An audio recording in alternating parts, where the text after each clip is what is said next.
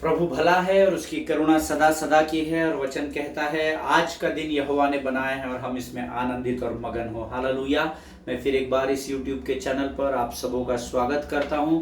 आपकी समझ के लिए, आपकी प्रभु के प्रति विश्वास योग्यता के लिए मैं आपको नमन करता हूं कि आप दिन प्रतिदिन यहाँ पर आकर वचनों को सुनते हैं। और मेरा विश्वास है केवल सुनते ही नहीं है, उसको समझते भी है और उस पर चलने का प्रयत्न भी करते हैं। हालेलुया। आप सबों का मैं स्वागत करता हूं। प्रभु का मैं धन्यवाद देता हूं कि इस दूसरे सेशन में फिर एक बार प्रभु ने हम सबों को इकट्ठा किया और हमने एक नए विषय को शुरू किया है। और परमेश्वर का वचन कहता है कि जब हम परमेश्वर की वाणी को सुनते हैं तब परमेश्वर का आदर करते हैं। हालेलुया। हम जिस विषय पर मनन कर रहे हैं, that is you are stronger than your thoughts. आप आपके विचारों से कहीं अधिक मजबूत और सामर्थ्य और शक्तिशाली हो। हालेलुया। लेकिन ये मनुष्य के विचार ही होते हैं जो उसको कमजोर कर देते हैं। लेकिन जो अपने अंदर की सामर्थ्य को, अपने अंदर के धैर्य को जानता है, जो अपने परमेश्वर को जानता है, वो परिस्थितियों में डगमगाता नहीं है। हालेलुया। और इसी विषय को लेकर फिर एक बार आज इस दूसरे सेशन में मैं आपके सामने हूँ। फिर कुछ बातें प्रभु ने मेरे हृदय में डाली है जो मैं आपके साथ बांटने के लिए यहाँ पर स्वस्थ और सुरक्षित रूप में आया हूँ। मैं प्रभु का धन्यवाद देता हूँ। और आज फिर एक बार हम प्रभु की वाणी को सुनेंगे। उससे पहले जैसे रोज हम पवित्र शास्त्र पढ़कर अपनी सभा को शुरू करते हैं, आज फिर एक बार हम सब लोग अपने अपने पवित्र शास्त्र निकालेंगे और भजन संहिता उसका 62 अध्याय उसके 5 से 8 वचनों को हम पढ़ेंगे। भजन संहिता 62 अध्याय उसके 5 से 8 वचन, Psalms 62 वर्सेस 5 to 8। और हम सब मिलकर पढ़ेंगे ऐसा मैं विश्वास करता हूँ। आप भी मेरे साथ वचन पढ़ते हैं ऐसा मैं विश्वास करता हूँ, क्योंकि मैं आप लोगों को देख नहीं सकता, पर क्योंकि हम प्रभु के बच्चे हैं मैं जानता हूँ कि आप जरूर पवित्र शास्त्र पढ़ते होंगे। आमीन। The word of God says, Psalm 62 verse 5, For God alone, O my soul, wait in silence, for my hope is from him. He only is my rock and my salvation, my fortress, I shall not be shaken. On God rests my salvation and my glory, my might rock, my refuge is God. Trust in him at all times, O people. Pour out your heart before him. God is refuge for us. Hallelujah. परमेश्वर इन पढ़े हुए वचनों पर आशीष दे। इन्हीं वचनों को अब हम हिंदी में पढ़ेंगे। भजन संहिता उसका 62 अध्याय उसके 5 से 8 वचन। हे मेरे मन, परमेश्वर के सामने चुपचाप रहे, क्योंकि मेरी आशा उसी से है। सचमुच वही मेरी चट्टान है और मेरा उद्धार है। वह मेरा गढ़ है, इसलिए मैं न डिगूंगा। मेरे उद्धार और मेरी महिमा का आधार परमेश्वर है। मेरी दृढ़ चट्टान और मेरा शरण स्थान परमेश्वर है। प्रभु इन पढ़े हुए वचनों पर आशीष दे। 8वां वचन कहता है, हे लोगों, हर समय उस पर भरोसा रखो, उससे अपने अपने मन की बातें खोलकर कहो, परमेश्वर हमारा शरण स्थान है। हालेलुया। प्रभु इन वचनों पर आशीष दे। The word of God says, हे मेरे मन, परमेश्वर के सामने चुपचाप रहे, क्योंकि मेरी आशा उसी से है। ईमान। भजन संहिता 103 में ऐसा लिखा है, हे मेरे मन, यहोवा को धन्य कहे और जो कुछ मुझ में उसके नाम को धन्य कहे। हे मेरे मन, यहोवा को धन्य कहे और उसके किसी भी उपकार को न भूलना। Hallelujah. This is God's word, beloved people of God. हमारे मन को हमको कमांड करने की जरूरत है, क्योंकि आप जानते हैं आपके माइंड में आपके थॉट्स होते हैं। आपके हृदय में विचार नहीं आते, मन में विचार आते हैं। और वो विचार ही या तो सकारात्मक हो जाते हैं या तो नकारात्मक हो जाते हैं, और फिर वो हमारे मुख से निकलते हैं। और हम सब नीति वचन उसका 18 अध्याय उसका 21 वचन जानते हैं, मैंने तुम्हारे मुख में मृत्यु और जीवन की सामर्थ को रखा है, और जो कोई भी उसे काम में लाना जानता है वह उसका फल भी भोगेगा। हालेलुया। सो पूरे विचार जो है वो यहाँ से निकलते हैं, और परमेश्वर धर्मी के मुख से निकला हुआ शब्द व्यर्थ ठहर कर जमीन पर गिरने नहीं देगा। हालेलुया। ये प्रभु का वचन है। इसलिए यहाँ दाऊद कहता है, हे मेरे मन, परमेश्वर के सामने चुपचाप रहे, क्योंकि मेरी आशा उसी से है। मैं गलत बात को भूल जाऊंगा तो मैं अपने आशा से आशा रहित हो जाऊंगा और शायद अपनी आशीषों से वंचित हो जाऊंगा। ईमान। जिनके सुनने के कान हो वो सुन ले।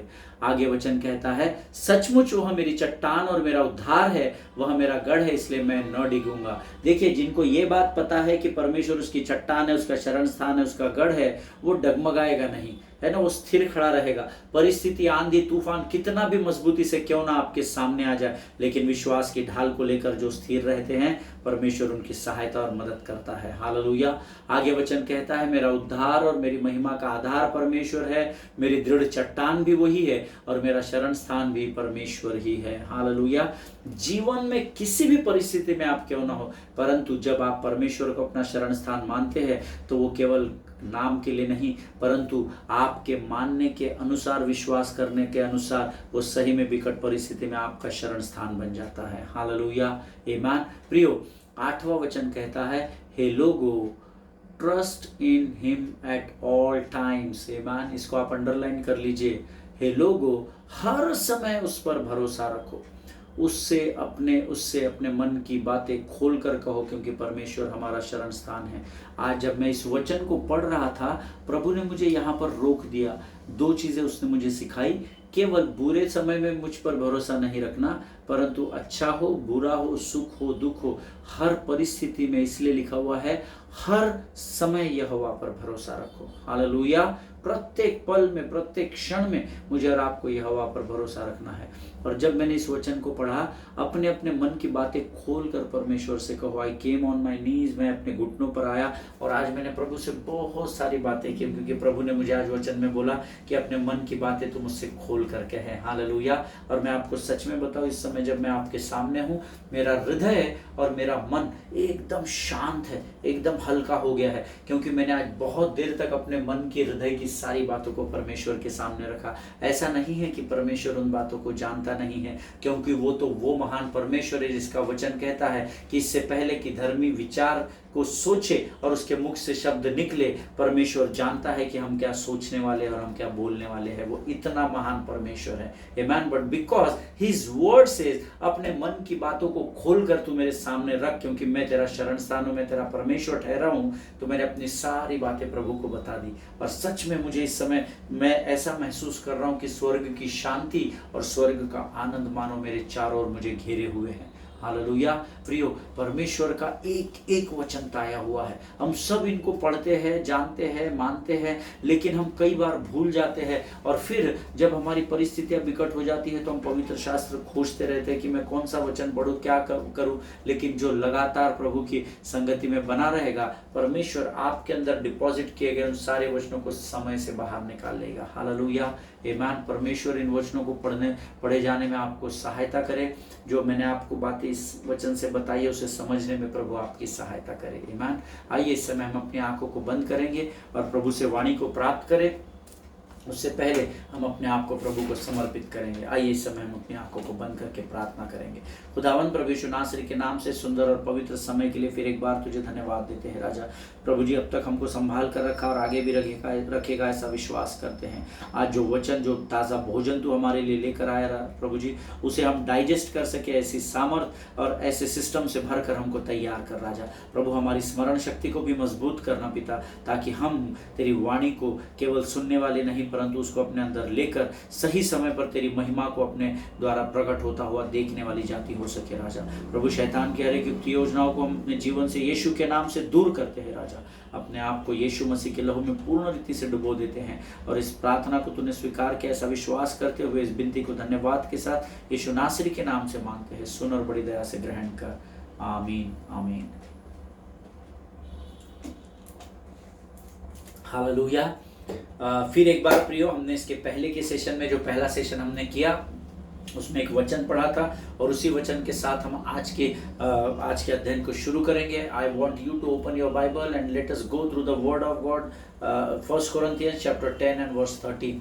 पहला कुरिन्थियों की किताब, उसका 10वां अध्याय, उसका 13 वचन हम फिर एक बार सब पढ़ेंगे और जोर से पढ़िएगा। आप जहाँ कहीं भी, शैतान को सुनाइएगा, है ना। हम उसको बताना चाहते हैं कि हम कमजोर नहीं, परंतु हम सामर्थ्य और बल और धैर्यशाली लोग हैं। हालेलुया। सो जोर से पढ़िएगा। पहला कुरिन्थियों उसका 10वां अध्याय, उसका 13 वचन। तुम किसी ऐसी परीक्षा में नहीं पड़े जो मनुष्य के सहने से बाहर है। परमेश्वर सच्चा है और वह तुम्हें सामर्थ्य से बाहर परीक्षा में न पड़ने देगा, वरन परीक्षा के साथ निकास भी करेगा, ताकि तुम उसे सह सको। हालेलुया। और कल मैंने इस अध्ययन के समाप्त करते समय आपको बताया था, वचन में ये नहीं लिखा है कि वह तुम्हारी सहायता करेगा ताकि तुम इस परीक्षा में पास हो जाओ, परंतु ये लिखा है कि उस परीक्षा में तुम्हारी सहायता करेगा ताकि तुम सह सको, that you may be able to endure it और बेयर इट। हालेलुया। परमेश्वर के वचन को ना ध्यान से सुनिएगा और तब उसको समझने का प्रयास कीजिएगा। आमीन। प्रियो, कई बार परमेश्वर हमारे जीवन में जब परिस्थितियां आती है, बोझ आता है, दबाव में हम होते हैं और ऐसे समय में हमको ऐसा लगता है अब सब कुछ समाप्त हो गया, लेकिन हम ये भूल जाते हैं कि इस परीक्षाओं से, इस परिस्थिति, इस बोझ और इस दबाव से निकलने के लिए लगने वाली हर एक बात को परमेश्वर ने पहले ही हमारे अंदर डिपॉजिट कर दिया है। और मैंने प्रभु से प्रार्थना में पूछा कि प्रभु, why it had happened या why it happens in our lives, ये हमारे जीवन में ऐसा पिछले समय में क्यों हुआ था प्रभु कि मैं बोझ तले दब गया था, दबाव में आ गया था, और क्यों ऐसा हमारे जीवन में आज भी होता है। तो परमेश्वर ने मुझे एक बहुत ही साधारण उत्तर दिया जिसको मैंने अपने इस संदेश का शीर्षक बना दिया, Amit, I did it because I know that you are stronger than your thoughts। Hallelujah. प्रभु ने मुझसे कहा, प्रभु की आत्मा ने मुझसे कहा, अमित, मैंने अब तेरे जीवन में वो समय इसलिए दिया था, वो परीक्षा का समय, क्योंकि मैं पहले से जानता हूँ कि तू तेरे विचारों से अधिक सामर्थी है। हालेलुया, आमीन। और प्रभु ने जब मुझे बात बताई, मेरा मन बड़ा आनंद से उछल पड़ा और मैं प्रभु की आराधना करने लगा। आमीन। प्रियो, परमेश्वर ने मुझे और आपको हमारे माता के गर्भ में रचे जाने से बहुत पहले तैयार किया है। आमीन। तो इससे पहले कि हम अपने माता के गर्भ में आए, तो मैं तुझे तेरे माता के गर्भ में रचूं, मैंने बहुत पहले तुझ पर चित्त लगाया था, ऐसा वचन में लिखा हुआ है। हालेलुया। सो माता का गर्भ यहाँ है। परमेश्वर ने इससे पहले हमारे लाइफ को एकदम अकाउंटेबल कर दिया, एकदम डिजाइन कर दिया, सॉलिड उसकी योजना बना दी।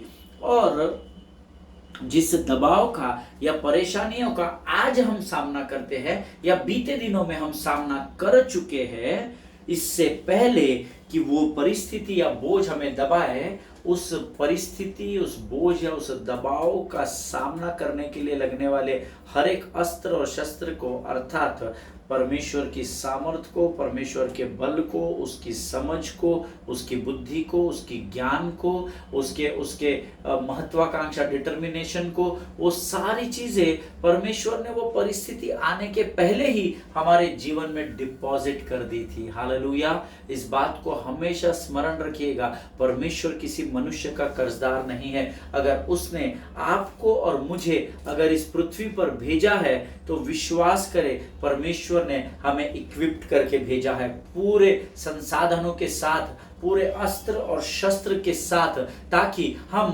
मल्ल युद्ध न करने पाए परंतु हम अंधकार के ताकतों से लड़ सके। हालेलुया, आमीन। अगर आप मेरी बात से सहमत है तो आमीन कहे। आमीन। प्रियो, इस विषय का अध्ययन मनन करने के लिए मैं कुछ लोगों को सुन रहा था, कुछ बुक्स है मेरे पास, वो मैं पढ़ रहा था, और मैं परमेश्वर के एक सेवक को सुन रहा था और वो एक मछली के बारे में, एक फिश के बारे में बता रहे थे, और उस मछली का नाम जो है वो है मरियाना स्नेलफिश। आप उसको चेक कर सकते हैं यूट्यूब में, गूगल में आपको मिल जाएगा, क्योंकि मैंने उसमें अध्ययन किया बाद में इस विषय में बहुत गहराई में जाकर। और ये जो मरियाना स्नेलफिश है, ये जो है ये पानी के सतह पर रहती है। Means almost when I was writing it down 5 miles under water रहती है ये, अर्थात पानी का जो ऊपरी भाग होता है समुद्र का, वहां ये सरवाइव नहीं कर सकती है। ये पानी के सतह में, ये जो अंतिम भाग है समुद्र का, इसके थोड़े से ऊपर रहती है। और हम सब जानते हैं कि पानी जितने गहराई में आप जाएंगे उतना दबाव बढ़ता चला जाता है ना, प्रेशर बढ़ता चला जाता है पानी का।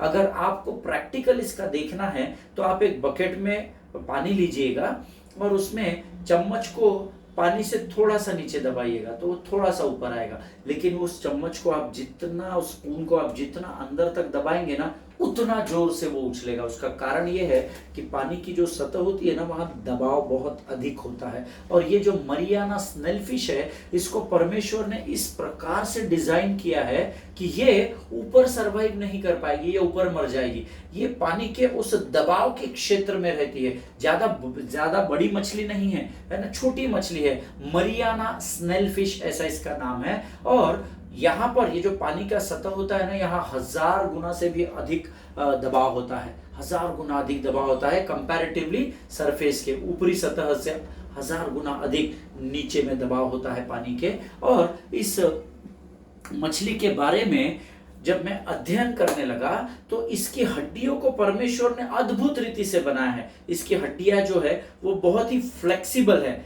ताकि वो उस भयंकर पानी के दबाव को सहन कर सके। इस प्रकार से ही इसको बनाया है परमेश्वर ने। और जब मैं प्रभु की उस सृष्टि के बारे में, उस बनाए जाने के बारे में जब सोचने लगा, तो सचमुच मेरा मन आनंद से भर गया कि परमेश्वर कितना बुद्धिमान है ना। उसने हर एक को बहुत ही सोच समझ कर बनाया है। और इसकी हड्डियां बहुत ही फ्लेक्सिबल है, ऐसा मैंने अध्ययन में पढ़ा। और दे हैव स्पेशल सेल्स, उनके अंदर की जो सेल्स होती है ना, जिसको हम कोशिकाएं कहते हैं, हमारे भी शरीर में सेल्स है, बहुत सारे सेल्स से हमारी बॉडी बनती है ना। सो वो जो कोशिकाएं है, अद्भुत रीति से परमेश्वर ने बनाया। और इसका जो डाइजेस्टिव सिस्टम है, वो समुद्र के किसी और प्राणी का वैसा डाइजेस्टिव सिस्टम नहीं है। ऐसा इसके जानकार, पानी का अध्ययन करने वाले या नॉटिकल साइंस जो लोग करते हैं, समुद्रीकरण में जो लोग अध्ययन करते हैं, उनके अध्ययन से मैंने पता किया कि ये एक अद्भुत फिश है। इसको नंबर 1, इसकी हड्डियां बहुत ही फ्लेक्सिबल बनी है। इसकी सेल्स का जिस प्रकार से उस फिश के अंदर उसकी सेल्स को, बॉडी सेल्स को डाला गया है, और उसके डाइजेस्टिव सिस्टम को परमेश्वर ने अद्भुत रीति से बनाया, वो और किसी भी समुद्र के प्राणी के अंदर नहीं है। हालेलुया। और जब मैं इस मछली के बारे में और अधिक खोजने लगा, तो अधिकतर जो मछलियां होती है या समुद्र के जो प्राणी हैं, वो एक जीन के द्वारा अपने अंदर के प्रोटीन्स को स्थिर करते हैं। एक ही जीन्स होता है उनके अंदर। जीन्स का काम क्या होता है? जीन्स क्या काम करता है? डीएनए की जांच करते हैं ना जब हम, कि ये मेरा ही बेटा है, इसका क्या सबूत है, तो डीएनए की जांच होती है ना। हम सब जानते हैं, इतनी बात तो हम सब जानते हैं। तो उस डीएनए के लिए जीन्स को इस्तेमाल किया जाता है, और उस जीन्स से पता चलता है कि अगर आपके जीन्स उसके अंदर है, जिसको अनुवांशिक बोलते हैं, है ना। जैसे मुझे पैंक्रियाटिक के लिए डॉक्टर्स को कुछ मिला नहीं, तो उन्होंने रिपोर्ट में लिख दिया जेनेटिक पॉजिटिव है ना। सो वो जीन्स के द्वारा, पर ऐसा है नहीं एक्चुअल में, लेकिन उन्होंने लिख दिया क्योंकि वो नजात नहीं कर पाए बीमारी को क्या है, तो उन्होंने पॉजिटिव, जेनेटिक पॉजिटिव लिख दिया। सो अधिकतर जो समुद्र के प्राणी हैं, उनके अंदर एक ही जीन्स होता है, जिसके द्वारा वो अपने अंदर प्रोटीन्स को स्थिर करते हैं या डेवलप करते हैं। लेकिन मरियाना स्नेलफिश की खासियत यह है कि इसके अंदर 5-5 जीन्स होते हैं। हालेलुया। और ये समुद्र के और किसी भी प्राणी के अंदर नहीं है। 5-5 जीन्स है, ताकि वो उस पानी के दबाव को सहन कर सके। इतनी सतह पर और कोई भी मछली नहीं रहती है, और यहाँ पर ये एब्सोल्युटली सुरक्षित है। थोड़ी ऊपर जाएगी तो ऐसे ही मर जाएगी। सो इसके अंदर 5 जीन्स है, ताकि वो अलग अलग प्रकार के जीन्स, ताकि वो उस पानी के उस गहराई में उस दबाव को, 1000 गुना दबाव को वो सहन कर सके। ये बहुत पावरफुल नहीं है शार्क के जैसी, छोटी सी मछली है मरियाना स्नेलफिश, बट देखिए उसका निर्माण या उसकी जो बनावट है, वो परमेश्वर ने इतने अद्भुत रीति से की है कि इतनी मजबूत वेल मछली या इतना पावरफुल शार्क जो होता है, वो भी उस पानी के दबाव को सहन नहीं कर सकता है। हालेलुया। जिस दबाव को इतनी सी छोटी सी मरियाना स्नेलफिश करती है। हालेलुया। प्रियो, इसी तरीके से जब मैं इस वचन पर मनन और अध्ययन कर रहा था, तो मैं कंपैरेटिव स्टडी को देख रहा था। आई पर्सनली बिलीव, और माई स्टडी सेज, इसी तरीके से जब परमेश्वर ने आपको बनाया, तो वो पहले से ही जानता था कि पृथ्वी पर आपको किन बातों का दबाव सहन करना पड़ेगा, किस प्रेशर में आपको जीवन बिताना पड़ेगा। आर्थिक दबाव हो सकता है, मानसिक दबाव हो सकता है, रिश्तों का दबाव हो सकता है, बच्चों के पालन पोषण का दबाव हो सकता है, बीमारी का दबाव हो सकता है, और ऐसे बहुत सारे प्रेशर्स मुझे और आपको इस पृथ्वी पर रहते समय हैंडल करने पड़ते हैं। आमीन। मेरा विश्वास है आप मेरी बात से जरूर सहमत होंगे। और अगर ये सारे दबाव आपको खत्म कर सकते तो परमेश्वर इन दबाव को आपके जीवन में आने की अनुमति ही नहीं देता। ईमान, इस बात को समझिए। हमको ऐसा लगता है हम गिव अप कर रहे हैं, पर अगर ये सारी प्रेशर्स की बातें, ये दबाव और बोझ की बातें अगर आपको खत्म कर देती तो परमेश्वर कभी भी इन बातों को आपके आसपास भी न भटकने देता। ईमान, वो आपसे प्रेम करता है और हम सब जानते हैं कि परमेश्वर कभी भी गलती नहीं करता है। हालेलुया। पर गॉड नेवर फेल्स। हालेलुया। वो कभी गलत नहीं हो सकता है। वो मुझसे और आपसे बहुत अधिक प्रेम करता है। आमीन। जब कभी भी आप और मैं दबाव का सामना करते हैं तो हमने अपने आप को स्मरण दिलाने की जरूरत है कि आप इन बातों को कर सकते हैं because you have been designed for it. Hallelujah.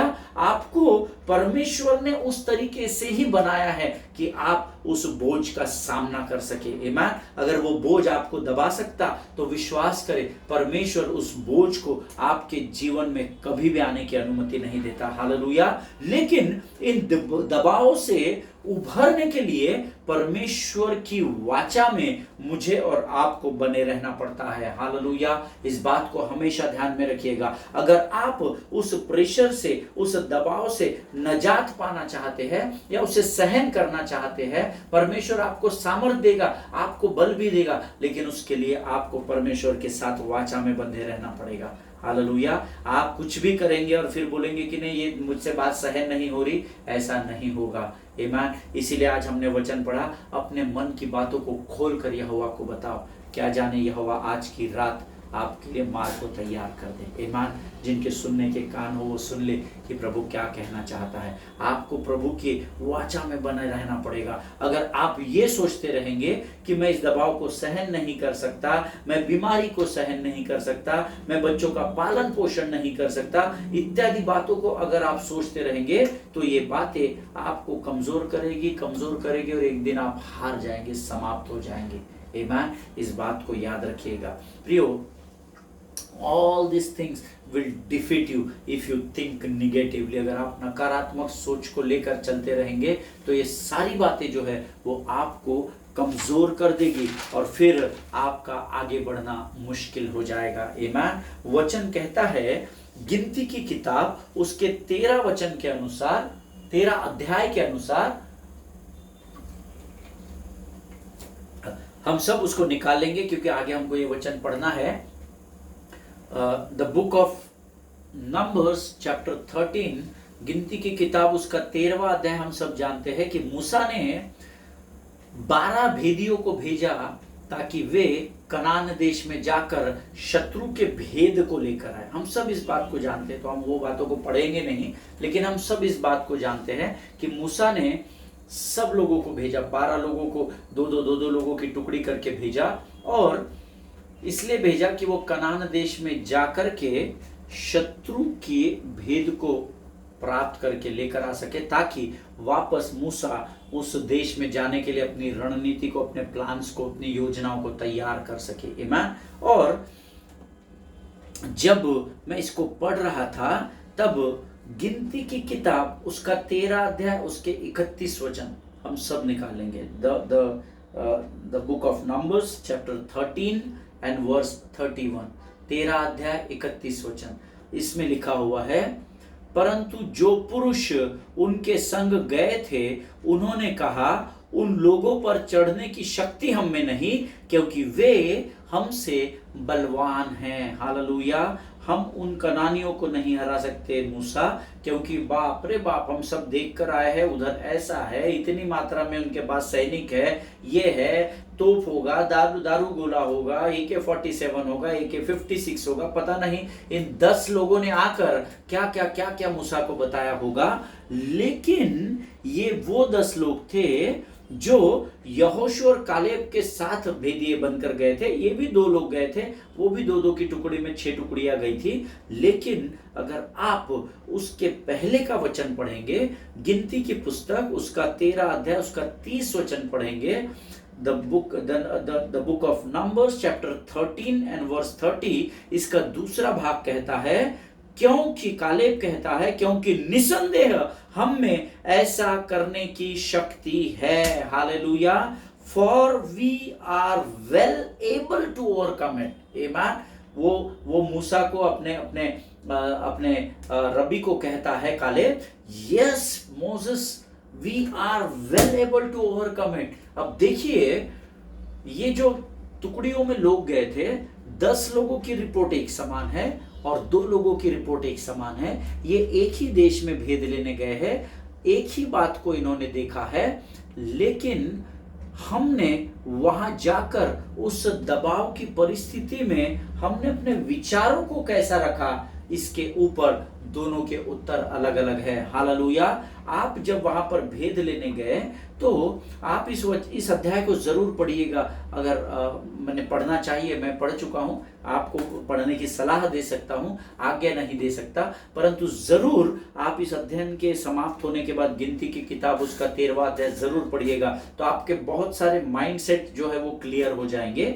एक ही देश में 12 लोग जाते हैं, 2 लोगों के जवाब अलग है और 10 लोगों के जवाब अलग है। अमूमन आज की दुनिया में क्या होता है, जो लोग ज्यादा नंबर्स में जो लोग बोलेंगे उसका सच माना जाता है, और जो कम मात्रा में बोलेंगे, हम जानते हैं लोकसभा रहे, राज्यसभा रहे, वोटिंग है ना, ज्यादा लोगों को वोट मिले तो उसको अच्छा माना जाता है, उसको स्वीकार किया जाता है, कम लोगों को ने बोला तो उसको ध्यान नहीं दिया जाता है। लेकिन ध्यान से सुनिएगा, एक ही देश में जाते हैं, एक ही देश का भेद लेकर आते हैं, पर वहां जाकर तुमने किस बात को देखा और उसको तुमने कैसा प्रेजेंट किया, उसके ऊपर ही सारा कुछ निर्भर होता है। ये 10 लोग बोलते हैं, क्या बोल रहे हैं, उन लोगों पर चढ़ने की शक्ति हम में नहीं है क्योंकि वो हमसे अधिक बलवान है। और कालेब कहता है, for we are well able to overcome it, हम उनके ऊपर जरूर चढ़ाई कर सकते हैं क्योंकि ऐसा करने की शक्ति हमारे अंदर है। हालेलुया। मुझे और आपको आज ये समझने की जरूरत है कि हम कौन है, who we are in Christ Jesus। आमीन। हम यीशु मसीह में कौन है, ये हमको समझने की जरूरत है। परिस्थितियां रोज आएगी, आपके नहीं मना करने से वो आना बंद नहीं होगा, वो रोज आएगी, आपके ऊपर बोझ रोज आएगा, दबाव रोज आएगा, लेकिन जिसको ये पता है कि यीशु मसीह उसके साथ है, उसके लिए कोई भी बात असंभव नहीं होने पाएगी। हालेलुया। जब मैं इन वचनों को पढ़ रहा था तो मैंने इन वचन से एक बात सीखी कि हम में ऐसा करने की शक्ति है। ये वही व्यक्ति बोल सकता है जिसकी मानसिकता सकारात्मक हो। हालेलुया। इसने भी बड़ी संख्या में, यहोशू और कालेब ने भी वही सब देखा जो उन दोनों ने देखा, लेकिन हम इन पर विजय पा सकते हैं, हम इस बोझ का सामना कर सकते हैं प्रभु, हम इस दबाव से निकल सकते हैं परमेश्वर पिता। ये वही व्यक्ति बोल सकता है जो सकारात्मक सोचता हो, जो निगेटिव नहीं परंतु अपने विचारों में सकारात्मक हो। हालेलुया। आमीन। क्योंकि वचन फिलिपियों की पत्री उसके 4 अध्याय के 13 वचन में कहता है, the book of Philippians chapter 4 verse 13 says, I can do all things through him who strengthens me. Hallelujah. जो मुझे सामर्थ्य देता है उसमें मैं सब कुछ कर सकता हूं। हालेलुया। ये परमेश्वर का वचन है। प्रभु इन वचनों को समझने में आपकी सहायता और मदद करे। प्रियो, हम इसके अगले सेशन में इससे और अधिक आगे जाकर प्रभु की वाणी को सुनेंगे। मेरा विश्वास है आज परमेश्वर ने जरूर वचन के द्वारा आपसे बातचीत की है। गिनती की किताब उसका 13 अध्याय आप जरूर पढ़िएगा। आमीन। आइए इस समय हम अपनी आंखों को बंद करेंगे और हम दुआ करेंगे। खुदावंद प्रभु यीशु नासरी के नाम से सुंदर और पवित्र वचनों के लिए हम धन्यवाद देते हैं। प्रभु तेरा वचन सत्य है, जो कहता है जो मुझे सामर्थ्य देता है मैं उसमें सब कुछ कर सकता हूं राजा। Yes Lord, we confess by thy mouth O Lord that I can do all things through him who strengthens me in Jesus name, amen। प्रभु जी, हम इस प्रार्थना को करते हैं राजा और हम विश्वास करते हैं आज वचनों के द्वारा तूने हमसे बातचीत की, हमारे मांस और गुदे को तैयार किया। धन्यवाद देते हैं। आज जो वचन तूने हमें सिखाए ये हमारी स्मरण शक्ति में बने रहे, हमारे हृदय और मनों में बने रहे। ऐसी प्रार्थना हम यीशु के नाम से करते हैं, अपने आप को यीशु के लहू में डुबोते हैं और इस विनती को धन्यवाद के साथ हमारे उद्धारकर्ता यीशु नासरी के मीठे और पवित्र नाम में मांगते हैं। सुन और बड़ी दया से ग्रहण कर। आमीन। हालेलुया। प्रभु भला है और उसकी करुणा हमारे जीवन पर बनी हुई है। प्रियो, हम अगले सेशन में फिर मिलेंगे, तब तक स्वस्थ बने रहे, सुरक्षित बने रहे, एक दूसरे के लिए प्रार्थना करते रहे, अपने पासवानों के लिए, उनके परिवारों के लिए जरूर प्रार्थना करें। God bless you all. प्रभु आप सबों को आशीष दे।